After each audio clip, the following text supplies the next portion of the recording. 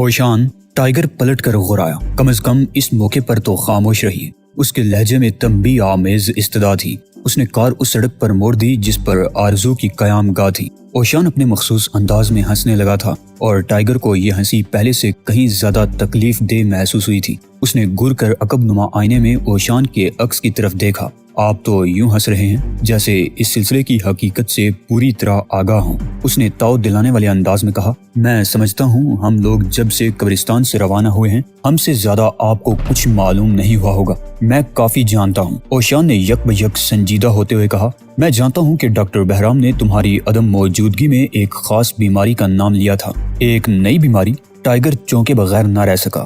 میں آپ کا مطلب نہیں سمجھا۔ جانوروں کا فلو، اوشان نے جواب دیا۔ جانوروں کا فلو؟ اس نے بدخے کی سی آواز نکالی۔ مجھے خوشی ہے کہ آپ ایک عرصے بعد آج پھر اپنے مخصوص خوشگوار موڈ میں مبتلا ہو گئے ہیں۔ ٹائیگر نے جلے کٹے انداز میں کہا، میں خوشگوار موڈ میں نہیں ہوں بلکہ تمہاری کم عقلی کا ماتم کر رہا ہوں۔ اوشان کا موڈ یک لخت خراب ہو گیا۔ ٹائیگر سمجھ گیا کہ اب اوشان سے الجھنا ٹھیک نہیں، اس لیے وہ آرزو کی طرف متوجہ ہو گیا جو کھڑکی سے باہر دیکھ رہی تھی۔ یوں لگتا تھا جیسے وہ ان دونوں کی باتوں پر توجہ ہی نہ دے رہی ہو بلکہ باہر کے مناظر میں خود کو گم کر دینا چاہتی ہو۔ تمہاری ماں اس تدفین میں کیوں شامل نہیں ہوئی؟ ٹائیگر نے پوچھا۔ کیا وہ پردہ دار خاتون ہیں؟ نہیں، لیکن وہ اس قدر غم زدہ تھیں کہ انہیں ساتھ لانا انہیں ہلاکت میں ڈالنے کے مترادف تھا۔ لیجئے ہمارا گھر آ گیا، اس نے ایک کوٹھی کی طرف اشارہ کرتے ہوئے کہا۔ ٹائیگر نے کار ڈرائیو وے میں موڑ دی۔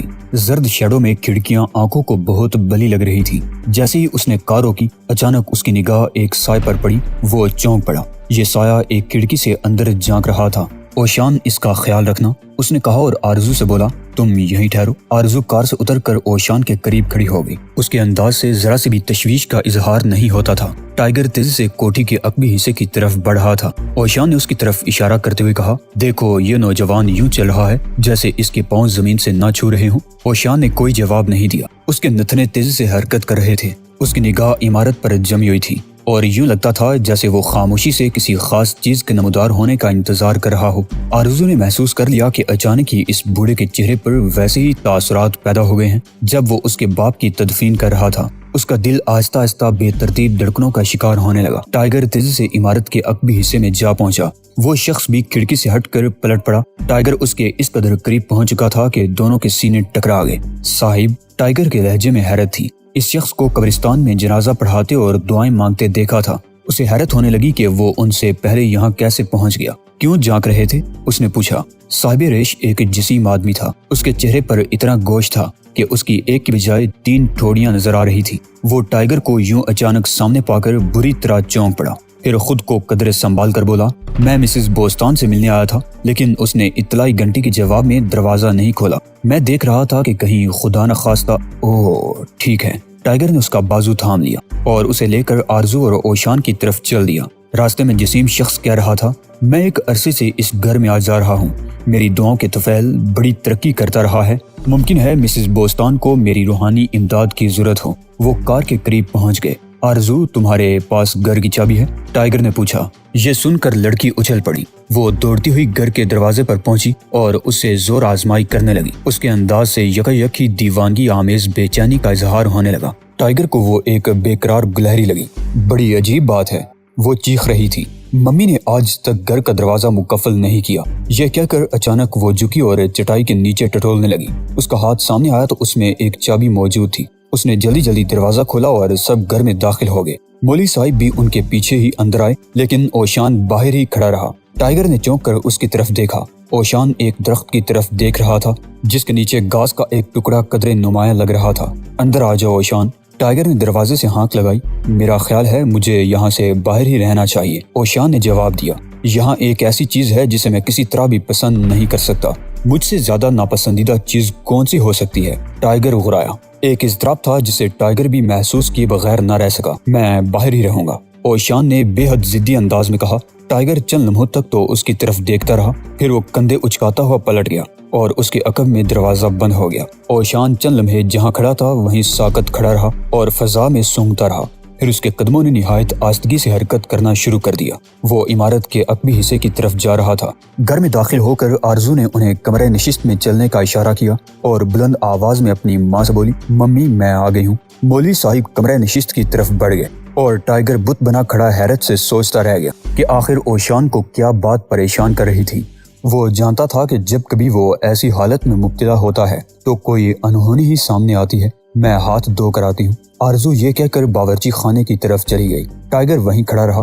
مان اس کے کانوں سے پانی گرنے کی خفیف سی آواز ٹکرانے لگی، پھر ایک طویل کراہ اس کی سماعت تک پہنچی۔ اس کے بعد یوں لگا جیسے کمرہ نشست سے کوئی ہاتھی سر پٹ بھاگتا ہوا اس کی طرف آ رہا ہو۔ او میرے خدا، میرے رب عظیم، میرے اللہ! مولوی قدیر گرتا پڑتا اور ہانپتا کانپتا سامنے آیا۔ ٹائیگر نے اسے پوچھنا چاہا کہ کیا ہوا، لیکن مولوی قدیر پر تو ایسی بدحواسی چھائی ہوئی تھی جیسے اس نے کوئی بھوت دیکھ لیا ہو۔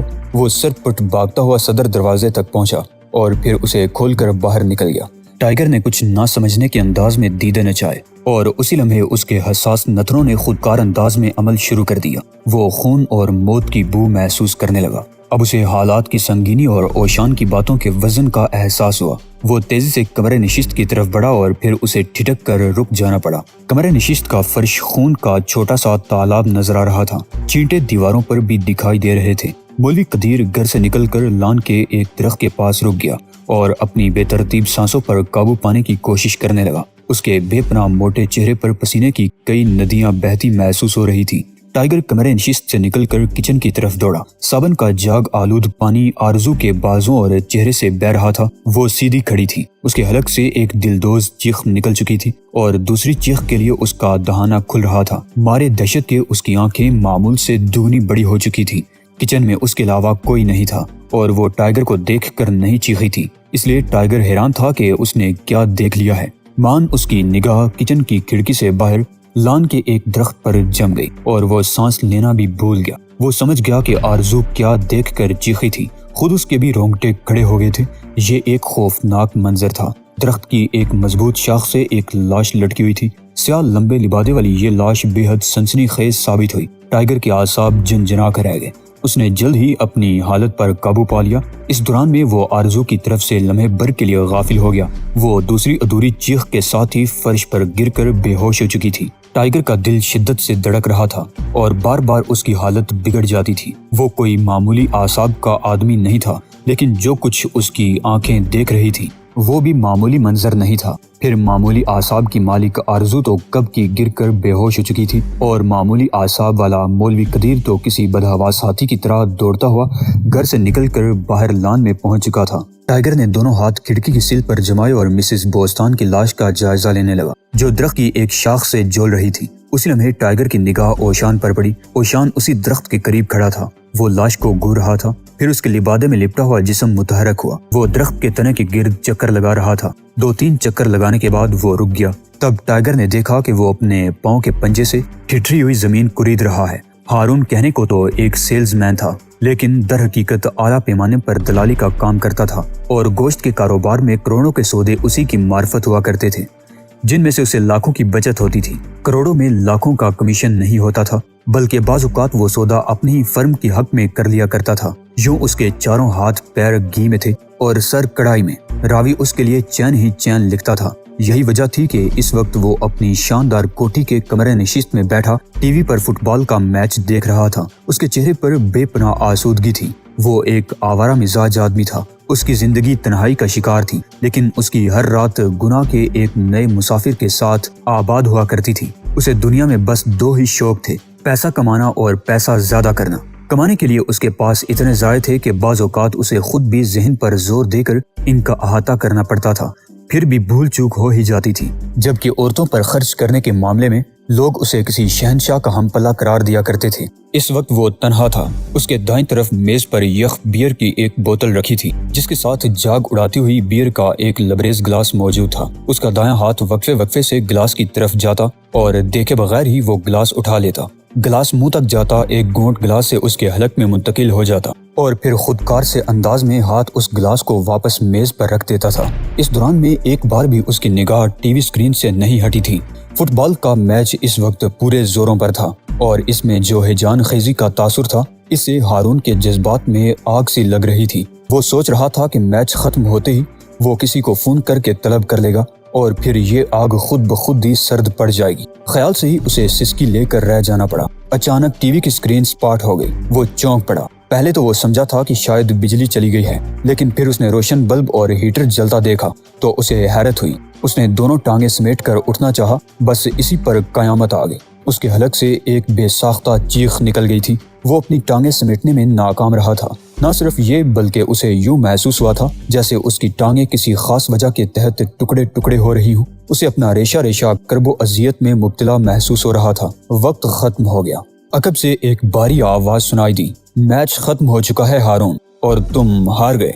उससे अजियत बर्दाश्त ना हो सकी तो आंखें बींच ली। आवाज पर उसने ज्यादा तवज्जो नहीं दी थी। इसे भी उसने टीवी से निकली हुई आवाज समझा था, लेकिन जो कुछ हो रहा था उसे उसकी सोच तस्लीम करने पर आमादा नहीं थी। उसने लम्हे भर के लिए आंखें खोली थी तो उसे अपनी सब्ज कमीज एक ऐसे तालाब की तरह लगी थी जिस पर स्ट्रांड आमेज सब्ज स्याल तैर रहा हो। घबराकर उसने आंखें दोबारा बंद कर ली। तुम हार गए। वही सफ़ाक आवाज दोबारा उसकी समात से टकराई तो उसने आंखें खोल दी। अब अजियत का एहसास कदरे कम हो गया था, लेकिन अब भी उसकी टांगें शल थी और वो उन्हें हरकत देने से कासिर था। तुम कौन हो? उसने कराहती हुई आवाज में दरियाफ्त किया। तुम्हारी हरीफ टीम का एक खिलाड़ी, मुज़ीका खेज अंदाज में जवाब दिया गया। क्या चाहते हो? इस बार जो आवाज उसके हलक से निकली उसे इकरा पर ही महमूल कर सकता था। बोस्तान खान की बेटी के कमरे में मेज पर फोन के करीब एक पैड रखा हुआ था। उस पर तुम्हारा नाम लिखा हुआ था और यह हिदायत दर्ज थी कि तुम्हें कॉल की जाए। ओह खुदाया, मेरी टांगे! वो फिर चीख पड़ा। दर्द की एक शदीद लहर उसकी दोनों टांगों में यूं दौड़ गई थी जैसे कोई तेज धार छुरी उसका गोश्त काटती हुई गुजर गई हो। फिलहाल तो ये तुम्हारी टांगे हैं। अकब से वही खूंखार आवाज सुनाई दी, लेकिन अगर तुमने मेरी बात का जवाब ना दिया तो ये टांगे मेरी मलकियत हो जाएंगी और जब मैं इस घर से वापस जाऊंगा तो ये टांगे मेरी बगलों में दबी हुई होंगी। हारून पूरी जान से कांप गया। सर्दी के बावजूद उसका पूरा जिस्म पसीने में भीग गया था और उसकी पेशानी से पसीने के कतरे बाकायदा टपकने लगे थे। उसने अपनी पूरी जिंदगी में ऐसी अजियत का कभी तस्वुर भी नहीं किया होगा जिसमें इस अजनबी हस्ती ने उसे मुब्तला कर रखा था। जवाब दो, अकब से कहा गया। इसके साथ ही दोनों टांगें यूं चटक उठी जैसे उनकी हड्डियां और गोश्त एक दूसरे से मिलकर स्याल में बदल जाएगा। मैं नहीं जानता कि बोस्तान की लड़की मुझसे क्यों बात करना चाहती थी। वो हलक के बल चीख कर बोला और कराहने लगा। अलबत्ता मुझे बोस्तान ने कॉल की थी। उसने तुमसे क्या बात की थी? टांगों की तकलीफ कदरे कम हो गई। इसी तरह बोलते रहो और सब कुछ सच बताते रहो। आवाज तो हुक्माना थी। उसने मुझे फोन करके बताया था कि होटल में जो गोश्त सप्लाई हुआ था उस पर महकमा सेहत की तरफ से जो मोहर लगाई गई थी वो कदरे नुमाया और ठोस थी। इसका क्या मतलब था? अकब से पूछा गया। मैं नहीं जानता, वो कराह कर बोला और फिर ये कराह एक दिलदोज चीख में बदल गई। उसकी टांगों में पहले से ज्यादा तकलीफ हुई थी। ये हकीकत है कि मैं नहीं जानता, उसने जवाब दिया और तवक्को की कि इस बार तकलीफ और ज्यादा शदीद होगी, लेकिन ऐसा नहीं हुआ। मैं जानता हूँ कि तुम गलत बयानी से काम नहीं ले रहे हो। पीछे कहीं मौजूद शख्स फातिहाना लहजे में बोला। वो तुम्हें फोन करने के बाद हलाक क्यों कर दिया गया था? मैं नहीं जानता, हारून ने कहा। इसके साथ ही शदीद तकलीफों अजियत का रेला इतना शदीद था कि उसकी आंखों में आंसू भर आए थे। उसकी दोनों टांगे इस हद तक शल हो गई थी कि उसके जिस्म का हिस्सा ही नहीं महसूस हो रही थी। शल हो जाने के बाद उसे तकलीफ का एहसास नहीं होना चाहिए था, लेकिन ये सब कुछ उसके लिए नाकाबिले फहम था। उसे क्यों हलाक किया गया? सवाल दोहराया गया। हारून के दोनों हाथ अपनी रानों पर जम गए। वो उन्हें दबाकर कदरे सुकून हासिल करना चाहता था, लेकिन उसे नाकामी का मुंह देखना पड़ा। वो हैरान था कि जो शख्स भी उसके घर में दाखिल होकर उसे इतनी अजियत दे रहा है, ये अंदर कैसे आया होगा।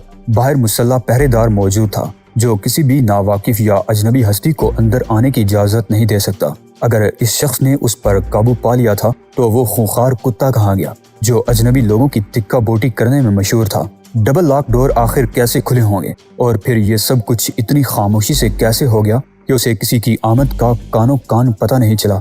इसकी सोचों पर एक बार फिर शदीद तरीन तकलीफ का रेला हावी हो गया। मैं यकीन से नहीं कह सकता, वो हलक के बल चीख कर बोला, लेकिन मेरा ख्याल है कि ये मैट पैकर की हरकत है। मैं उसकी इबरतनाक मौत की वजह मालूम करना चाहता हूँ। अकब से आवाज आई। इसकी वजह यह है कि मैंने मैट पैकर को बताया था कि बोस्तान को पता चल गया है। ये सुनकर वो परेशान हो गया था और जानना चाहता था कि बोस्तान ने इस बात का किसी और से भी तज़किरा किया है या नहीं। ये कहते उसे दर्द में कमी महसूस हुई तो उसने आंखें खोल दी। वो उस पुरस्रार दुश्मन को देखना चाहता था जिसने उसे जिंदगी की भयानक तरीन अजियत से दो चार कर रखा था। उसे इस हस्ती को देखने का मौका नहीं मिल सका। وہ اس کے عقب میں تھی اور اس ہستی کو دیکھنے کے لیے گردن گھمانا ضروری تھا، جبکہ ٹانگوں کی تکلیف نے اس کا پورا جسم یوں جکڑ رکھا تھا کہ وہ اپنی مرضی سے اپنا ایک ریشہ بھی حرکت میں نہیں لا سکتا تھا۔ پھر تم نے میٹ پیکر کو کیا جواب دیا؟ اس سے سوال کیا گیا۔ میں نے صاف کہہ دیا کہ اس سلسلے میں مجھے کچھ معلوم نہیں، ہو سکتا ہے اس نے کسی سے تذکرہ نہ کیا ہو، اور یہ بھی ممکن ہے کہ اس نے کسی قریبی آدمی سے کہہ دیا ہو۔ بھلا یہ بات مجھے کیسے معلوم ہو سکتی تھی؟ ٹھیک ہے، میں تمہاری بات مان لیتا ہوں۔ عقب سے آواز آئی، میٹ پیکر کون ہے؟ وہ ایک چینی ہے، ہارون نے جواب دیا۔ ہو سکتا ہے جاپانی ہو، میں اس کی قومیت کا اندازہ نہیں لگا سکا۔ اس کا نام ہاما ہے، میں نے اسے فون کر کے اطلاع دے دی تھی۔ میں قسم کھاتا ہوں کہ اس کے علاوہ مجھے کچھ معلوم نہیں۔ ہاما کا نمبر کیا ہے؟ نمبر میرے دفتر میں ہے۔